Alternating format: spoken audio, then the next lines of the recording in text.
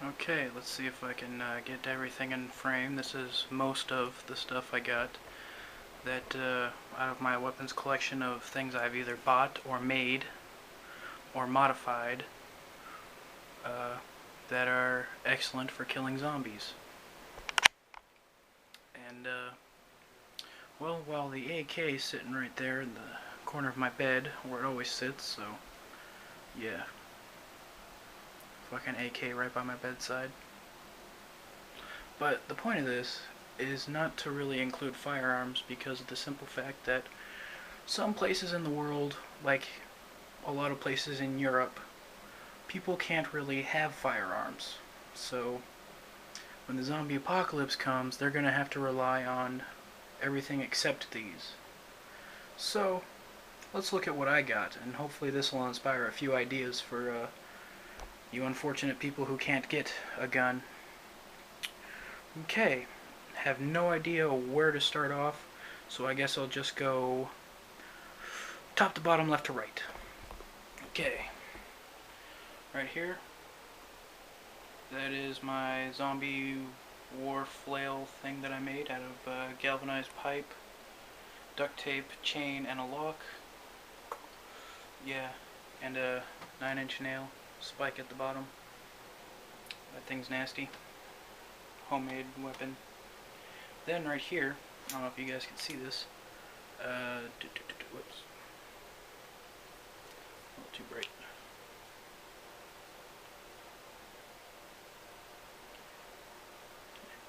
This is my Cobra System 80-pound pistol crossbow with a bayonet attached to it.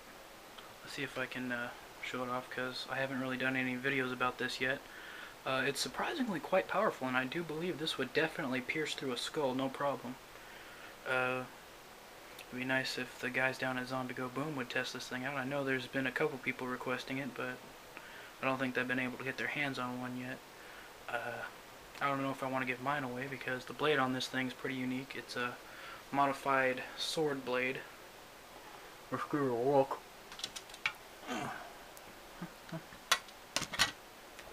Okay. So what I did, see this? This is a big double-edged sword blade, and for size comparison, here's my hand. So yeah, and let's take this K-bar. Full-size fighter Tonto. Shit, I gotta know where to put this. Blade is as big, actually a little bit bigger, than a full-size K-bar. So that's a pretty big bayonet, and not to mention a crossbow. So yeah, that's that, and that's awesome. And then we go back up. Okay, well, I don't know if I have to cover this one, but okay. And then we go into my Cerberus nunchuck. Yeah, don't really want to use it the same way as Dante does, but if you just grab it by that ring and just fucking swing all three of these all at once into a zombie head, I'm pretty sure it'll go boom. And then my Big Billy, I modified it with a ring and put a heat shrink wrap grip on it for stability and strength. Flashlight's getting warm. I'm gonna turn it off. Okay. Yeah, the blade comes pretty dull, but you can sharpen it up, and the weight of it will actually pull pretty much. The weight of it will pretty much do most of the work for you, so you don't really need it to be hair-splitting sharp. And then a couple of swords. Top one is Ninjato. It's a stainless steel blade. It's not really a true Ninjato, but it is full tang. So you see the metal running all the way down it. So at least while it may not be the most reliable metal, at least it's solid metal, so you can count on it not to break. And then we got a couple katanas. This one is a Kill Bill sword replica, and I will make a testament of its durability, because I was a couple years ago swinging it around and cutting up the box it came in. It slipped out of my hands when I was doing a full power swing. Slipped out of my hands doing a full power swing and fell tip first into the concrete and did like 8 flips and landed on the butt end and on the suba and all that stuff. And all it did was give it a couple scuffs, barely bent the tip out of shape, and I bent it back in a vice grip. Made this a little wobbly, but actually, let's see if I can set this up. It's a little bendy leg tripod thing. Okay. What's cool about it is because this is kind of wiggly rattly. Listen to this. Listen. Oh, that's beautiful. Just the sound of that is wonderful. I love the sound of that. It's just like the classic samurai movies. He gets done cutting, then he sheathes the weapon, it makes that ting. It's the exact same thing. It's awesome. Another katana. This one has a fuller running down both sides of the blade. These aren't necessarily super expensive swords, but I will make a testament to their durability. They are, in fact, actually pretty decent quality. These two katanas are about 80 bucks each when I got them. I don't know what the price is for them now. I tried looking for the demon sword and couldn't find it, or at least the exact same one I got. There are multiple versions, and I couldn't find the one I had again, so that kind of sucks. But I'm pretty sure I got them from like Hanzo Swords or something like that. Anyways, moving on. Little flail I made with a bass drum mallet, a bit of chain, and a master lock. Good for cracking a zombie in the skull. Hammer handle nunchucks. I got a video of me cracking a coconut wide open with these. And yeah, they did pretty well. Split that coconut right open. I wish I had one of those Zombie Go Boom Ivan heads to just go to town on to really demonstrate just how strong they really are. I would like to say, though, anyone who thinks about trying to use nunchucks as zombie weapons, one, make sure they're actually good quality nunchucks, because right here I got another set of these $20 fucking Walmart cheapo fucking nunchucks. You can't actually buy these at Walmart, but I just said that because it's like, you know, they're really cheap, and this one's actually fucking splitting on me, so I had to duct tape it because you see it's actually curving and warping.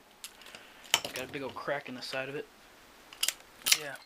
And also Zombie Go Boom. I'm pretty sure they made a video of using nunchucks similar to those, and they just broke right in half on them, so you gotta make sure to make your own, so that way you can attest to their true durability. I mean, look at how thick that chain is. Okay, that's good stuff. Okay, solid hickory hammer handles. These will definitely crack a skull open. Also, another thing to note, because these are chain weapons, especially these, they're very loose, so any impact, they will have a bit of a bounce back, so you got to be wary of that. If they don't make a clean through shot, they will have a bounce back effect, so you got to be wary of that, and learn to train around that. Make that part of actually its effect, so you can actually rebound it and go in for another strike.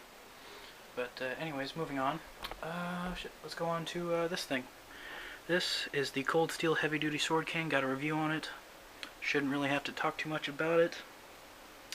Yeah, it is an awesome sword cane. It is the best, strongest, heaviest duty, best quality sword cane blade I've found on the market yet, and it's still yet to be challenged even by any other Cold Steel sword canes. It's still the best. Okay, Special Forces shovel. Okay, it's got a decent weight to it, and it's a sharpened edge shovel. It's not just a shovel, it can also be used like an axe or a hatchet, and it definitely has some decent chop. If you see the wearing on it, I have actually used it as a hatchet, and I have chopped up some wood with it, so it does have some good chopping power, and that it could definitely chop right through a zombie skull, and I actually demonstrate smashing with the flat end a coconut. So you could also paddle too. Over here, just a bit of rope and a lock on the end of it. Use it like a shit. What was it? It's too hot for me to think right now. You see the skin glisten off my arm. I'm fucking sweating. It is hot, hot, hot here. But soft weapon. Shit. Anyways, yeah. Yeah, that. Okay. So martial arts weapon. Meteor hammer. There it is, meteor hammer. I think. Anyways, moving on. My most badass flashlight. Shouldn't really have to talk too much about this. I also demonstrate cracking open a coconut with this. It does it extremely well. Very, very strong, very heavy. Definitely have no problem cracking a skull open, and also super fucking bright. 1000 lumen bulb. 32-inch telescopic baton. No name brand, or unknown brand. But I have hit it on quite a few things. Had my friends bash it up, you know, trying to test its durability, and it's still staying true. So it's a decently tempered steel. It's no ASP by any means, but it's still pretty good quality, and I would have no question about its ability to crack open a skull on either end, which means you can extend it and use the ball end, or flip it around, grab by that end, and use this as the blunt weapon, and use it kind of like a baseball bat, because it is much heavier on this end, so you can actually get more concussive energy. And then XL Espada, shouldn't really go into much detail about that. It's a big ass folding knife, and these two knives right here, okay, K-bar, already showed that. SK5 Natchez Bowie. This would have no problem chopping into a zombie skull. They've already demonstrated with knives that probably weigh half as much as this. Or no, the K-bar Swashbuckler, ZK Swashbuckler or whatever. That one that looks, or Swabby, that's what it was. The K-bar Swabby. Okay, it cut the face off of a zombie clean off from ear to ear. That was a good weapon, and I think this will probably do the same, if not probably even better, just because I think this is a little better quality. It's a lot thicker, heavier steel. I think a little more ergonomically designed.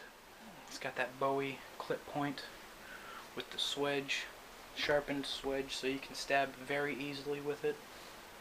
And I got it loaded out for a survival kit, so that'll definitely be part of the Apocalypse EDC. Cold Steel 2012, 2013 Copus machete.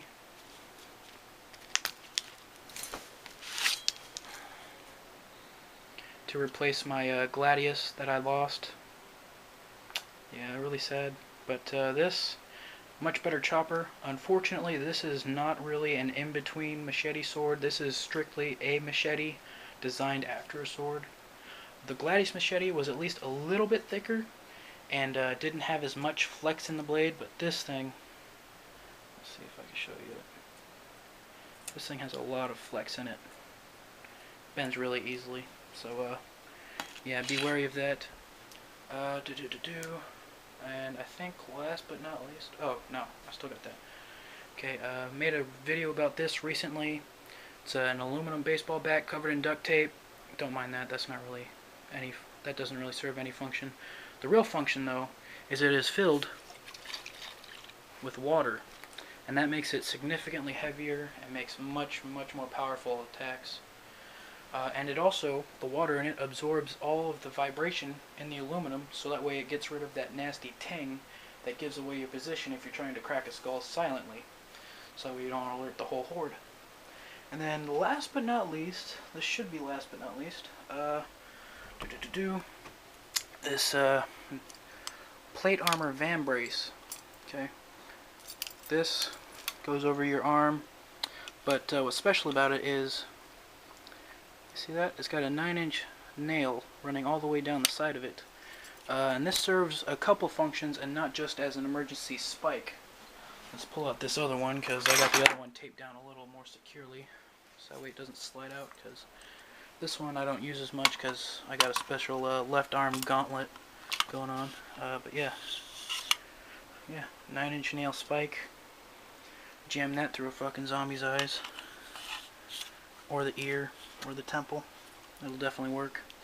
It also serves as a purpose of extending durability, because this is 18 gauge hot or cool rolled steel with studs and leather straps. With an impact, most likely it'll actually happen right over where the nail rides. Okay, if someone's attacking you, the nail will help absorb some of the impact and keep this 18 gauge steel from crumpling underneath or denting so severely. This nail will absorb a lot of that impact and keep it from denting as much, increasing its durability. And also a hidden spike as well. And I guess my bear whitetail hunter bow that I haven't really shot yet because I don't have any fucking arrows for it. I got that one that I fucking ghetto rigged with a fucking glued on tip because the tips I bought don't fit it. Piece of shit. Then we got dagger tail. That wouldn't really do much. It's not even sharpened or anything. And then we got these Chinese hook swords. I wouldn't really consider these to really be anything worth of noteworthy. And then we got a couple air guns.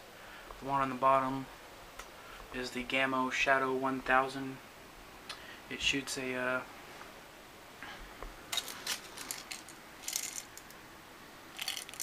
.177 lead pellet, 1,000 feet per second out of a rifled steel barrel. It's got a scope on it.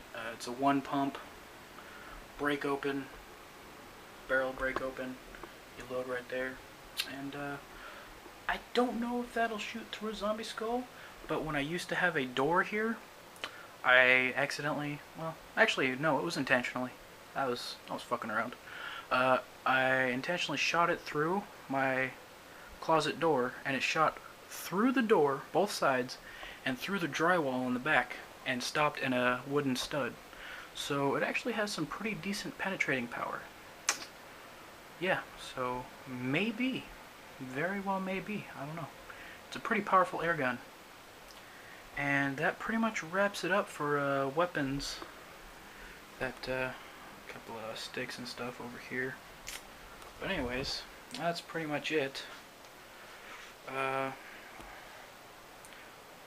Zombie fighting weapons and a little bit of defense. Yeah, so yeah. Okay guys, see you later when I feel like making another video.